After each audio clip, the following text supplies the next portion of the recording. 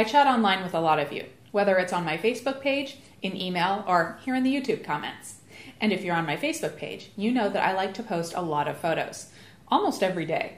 Some are good, some are just okay, and some are meant to be just plain fun. I take many of the photos myself, but I also feature some of the work of my assistant.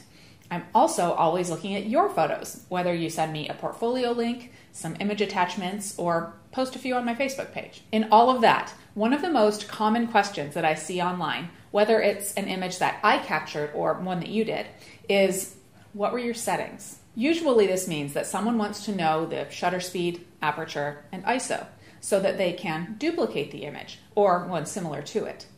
I have no problems with others using my work as inspiration. That's what art is all about. Throughout history, artists have taken their experiences with the world, with art, and put their own fresh spin on it. However, there's one problem for me with the question of what were your settings. I don't mean this in a snooty way, but I find the question to be mildly insulting to the photographer, but maybe not for the reasons that you may think. I have no problems sharing the settings of my images. In fact, my VIP site members get entire galleries of the images that I take, and I give them the settings for most of them. But that is provided in the context of the larger picture of the shoot, where I was, what I was doing, and why I made the decision to use those particular settings. Because here's the problem with separating the camera settings from the greater overarching view of the photo shoot. The settings didn't make the photo. You did. Or if it's one of mine, I did. Let me explain. Recently, Raymond the intern and I trucked up to northern Arizona for several days of shooting, both film and digital, portrait and landscape. This work is up right now on snapchick.com, some for everyone and a large gallery for VIP members. Our best photos from that excursion have three main aspects that separate them from the average photos. And here's where you need to listen up, because I'm going to tell you what you should be thinking about rather than worrying about settings. Timing, light, and location. Are those settings? Sort of. Let's break them down. First, timing. The setting for this isn't your shutter speed. It's your alarm clock. For outdoor portraits and landscape images, the early morning golden hour often produces the best images. In this recent shoot, I could have slept in, had a big breakfast, done the shoot midday, and then spent hours in post-processing, tweaking those images. And you know what? They still wouldn't have had the life and character of the images that we captured at 6 in the morning. For your subject, morning may not be the best time. It may be midday, evening, or some other time.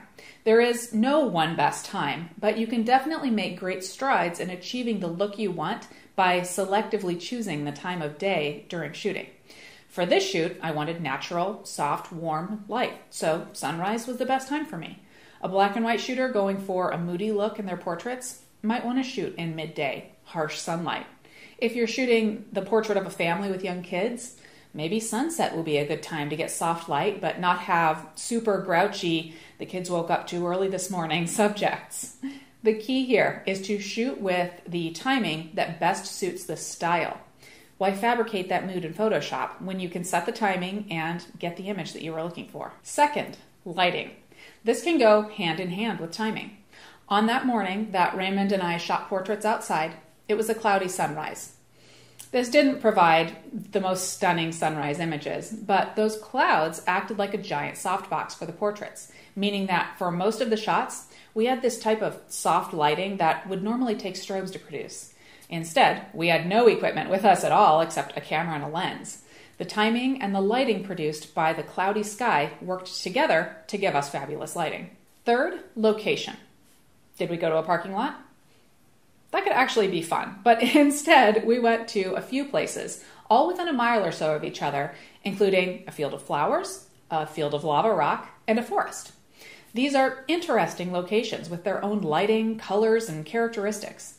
I'm always on the lookout for places to shoot. This was a place that I had visited different times a day, several times, so that I roughly knew what to expect out of the lighting in that particular location.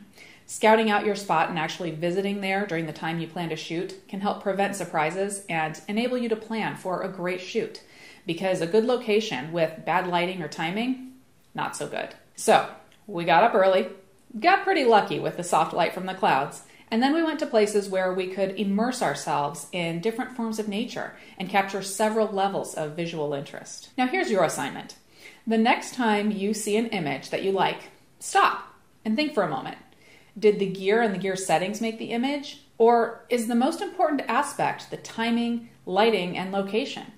Gear can help, and I'd be a hypocrite if I said that gear wasn't important to me, but my goal is to make that aspect secondary and focus on the what, where, and when. Sometimes I even take the challenge to take out some of my lower end, less equipped gear and use the right combination of timing, light, and location to get a result that people would assume was created with very expensive equipment. Next time you're thinking about that next camera or lens upgrade, and believe me, I think about these things all of the time, you may want to pause and ask yourself, am I truly applying the knowledge that I have to the gear that I already have today? Will that next menu item, button, or dial bring me to the next level? Or should I think about setting that alarm clock a little earlier, paying more attention to the light around me, and maybe save some of that gear money to travel to some awesome locations? Well, the answer to that is up to you, but my goal is to give you some things to think about.